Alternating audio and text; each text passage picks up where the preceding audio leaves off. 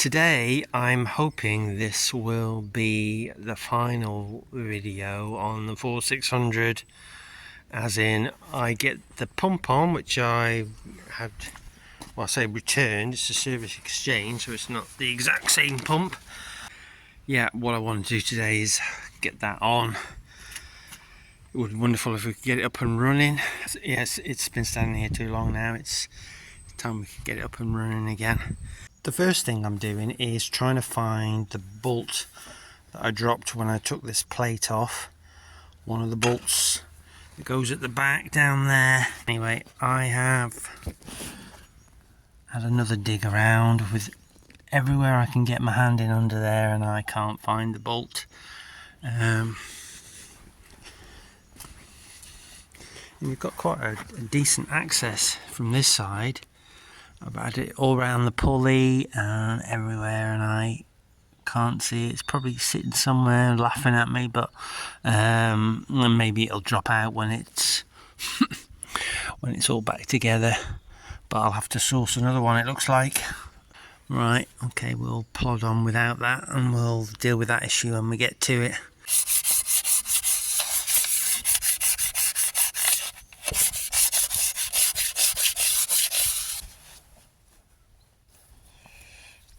Sent new gaskets with it, which is good.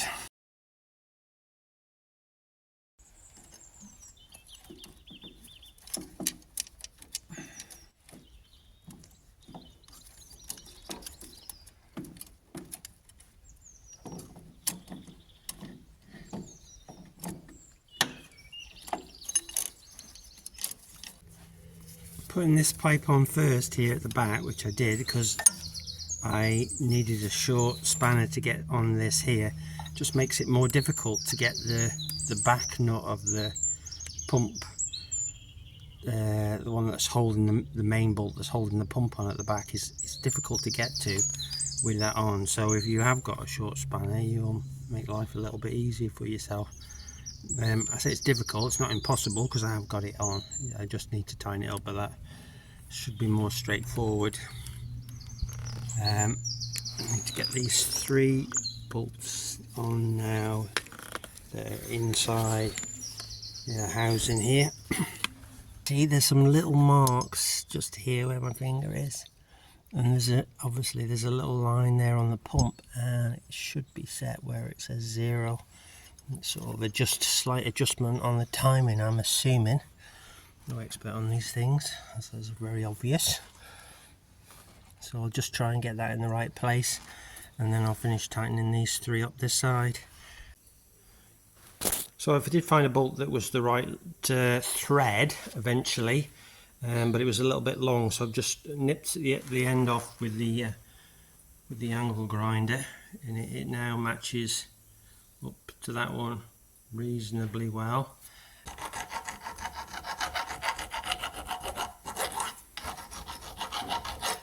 Right, we'll get this plate back on the front. Make sure I don't drop any of the bolts.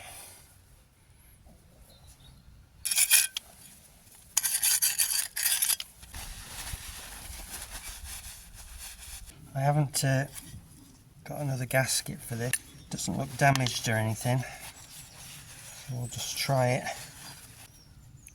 I'm going to say there's no particular way, but looking at that there, maybe that's the bit that goes behind that housing clamp. Okay, so we are all bolted on and tightened up. The additional lost bolt hasn't been located, which is a little bit of a concern. I'd have liked to have found it. Not knowing where it is worries me a little bit. Moving on, we have now everything on except the pipes, so we'll get them put on, and then we can move on to the rest of the fuel system. I think I'm going to have a go at doing the tank and that before I start it up, mainly because if it's up and running I don't want to end up having to bleed it and mess about with it again.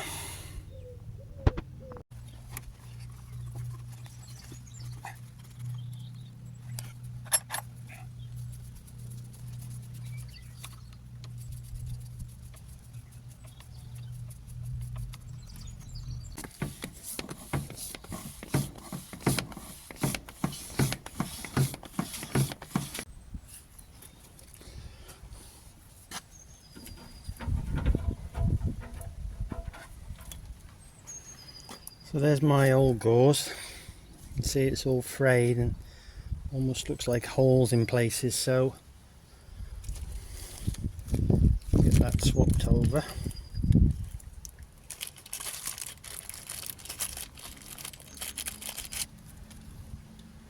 Looks like the right one. It's in better condition anyway. Just pushes in, I think. That is a tight fit. I don't know whether it was because it was aftermarket, but it just wouldn't go. And it's a funny thing, isn't it, when it's just a fraction too much, trying to just file and smooth a little bit off around it so that you can get it in. Anyway, I have managed to get it in, and it's still a very tight fit, because it's not much good if it came off inside the tank, would it? So a little bit of bending on it because I've had to force it. It's not a lot of anything solid to get hold of, but anyway, it's on now, and I'll get it back in the tank. Tank's all connected back up. One last job is to put this back in, and it goes between the filter and the top part here. And my mechanic said he'd never seen one before. It's got wires to it, so I'm assuming it's got some sort of heating element in it to warm up the fuel. I left it out because I had a bit of a trouble with the leak on it, but I'm going to get some new filters with new rubbers, and hopefully it won't leak when I put it back on. But yeah, so anybody else got tractors with something on like that? I've not seen it before myself, so but I was surprised when he said he hadn't seen it with all his many years of experience.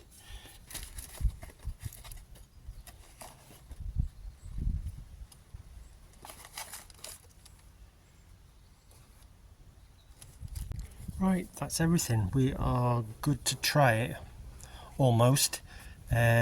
Fuel's refilled, gauze is replaced, filter is back together with the heating element on, pumps all connected up, and I've bled through. So I've bled through this one on the top, and I've had this one open, and it's just been dripping out of there,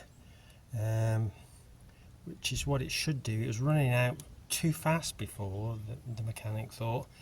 He said it should only be shooting out when you're actually turning the engine over. Put some more antifreeze stroke water in the radiator. Hose is connected up. Hopefully there's nothing in there that's going to cause me an issue when I start it up. Yeah, so I'm just going to swap this battery over. In fact, I might go and grab a bite to eat first, and then come back recharged, get this on charge. It doesn't seem to be charging. What I've done is, this battery was showing as dead flat, and it wouldn't put any charge into it at all. So what I've had to do is connect up the jump leads from this other battery on the 7610 onto this one, so it's got a little, so it's sort of in a, what do they call them, tandem or something like that. And then it started to charge now. Now I don't think it'll even with the jump leads it'll be enough, but what I might do is swap the battery off the 7.6 with this one in a minute. Okay, battery's swapped over, and put the clamp on, because when the other battery is charged up I will put it back on. I'm still not 100% confident. We haven't got a slight weep here, but we'll address that in the future. I don't think it will start today. Right, before I do anything, I'm going to crank open all the injector pipes at the top. There we go. I'm going to undo this one on here. Actually, it's still slack.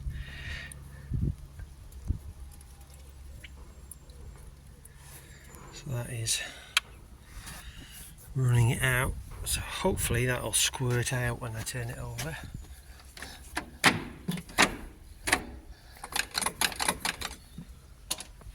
Right, let's see.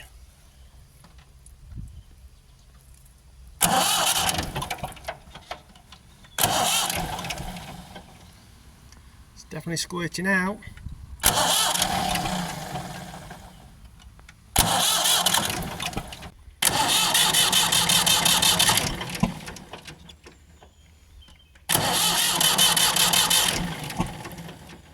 Right, we'll go with that. So we'll put that one back in.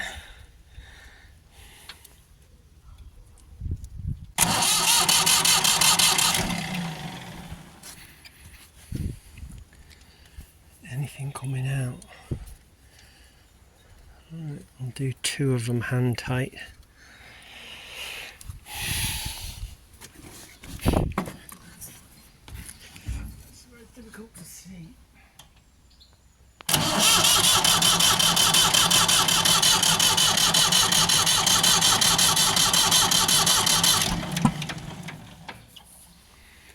You know what? It's a bit worrying, isn't it? Still no smoke, no sign of any fuel. Oh, I felt like a bit of pressure on that one then. When I slackened it off, felt like a bit of fuel. We do a bit more.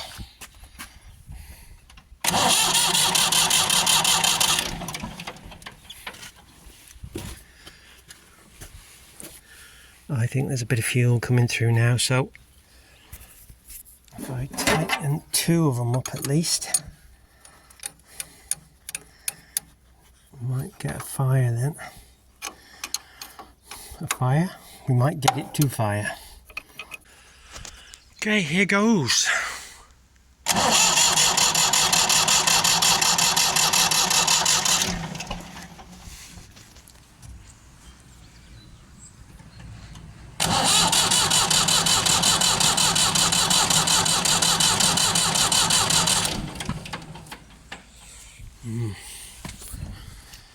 I feel like we're getting close.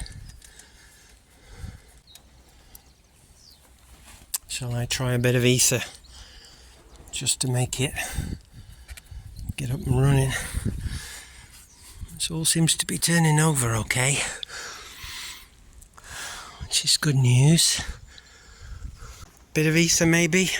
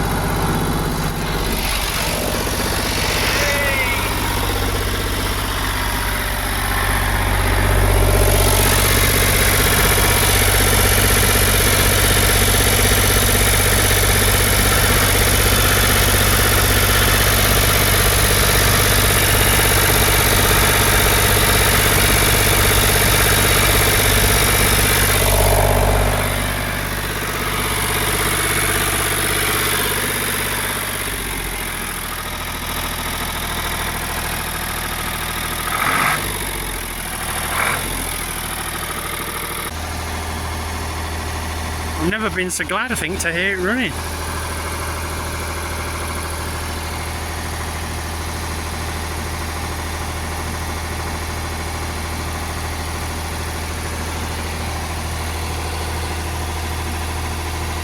Now, it looks like I'm going to have to make some adjustment on it because that is as low as the revs will go. About 1300 it's revving at. Well, we should be near a tick over, it should be about 800. It says it's been set, but we need to make a slight adjustment to it. It will rev up more, but it won't go down any more than that.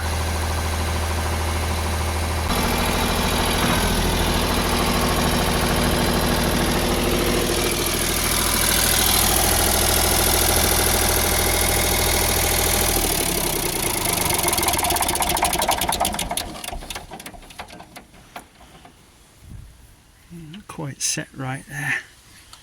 Right, let's try it again.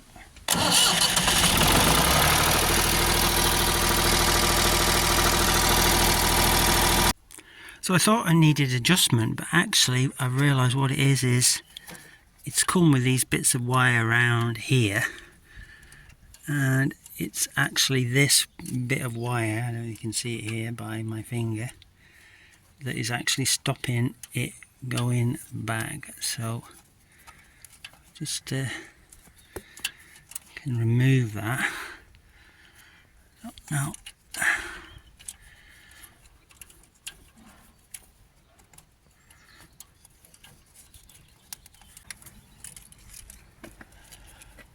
little cap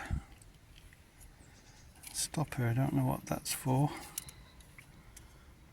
What's on it? Is that to go somewhere?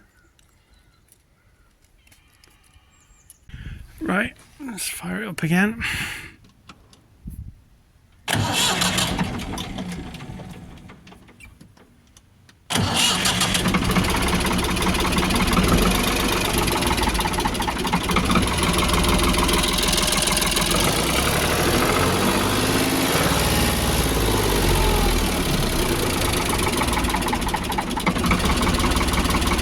Ticking over a bit too slow, isn't it?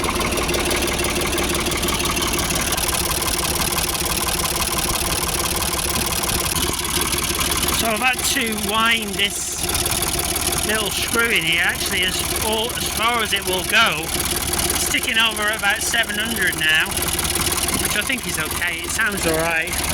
Doesn't sound like it's labouring or anything, so they won't go anymore, but I think there is a little washer that's been put behind there, which if that wasn't there we could obviously wind it up a bit more. Anyway, let's see. We've just got to watch out for leaks now. There's any, I think there's definitely something coming on there.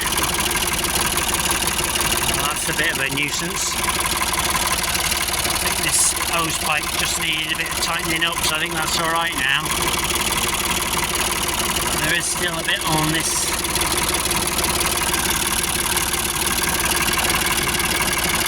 There's still a bit of dampness around this heater element on the fuel filter. Pump and everything looks good.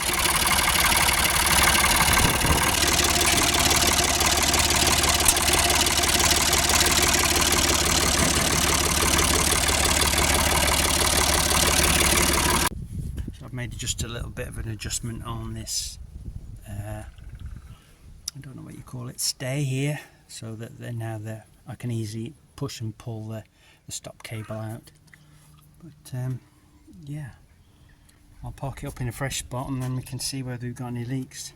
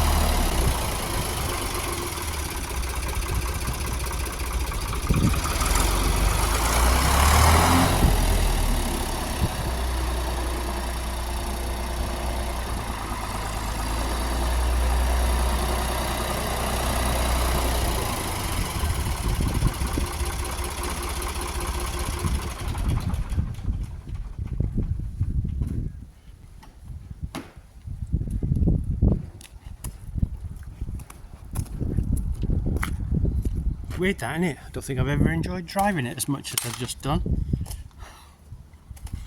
Anyway, so up and running. Little bit of teething troubles on the way. One or two things I need to address. Try a different rubber in here, I think.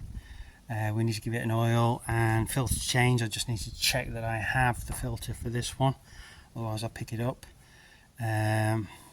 Check the water again when it's run a little bit, and we'll put the other battery back on. I think the battery that I've took off is a newer battery, and I'd rather keep that on the 7610, I think. This gets regularly started in the winter, not so much in the summer, but that's, you know, not such an issue. But yeah, well, that's good. I'm pleased about that.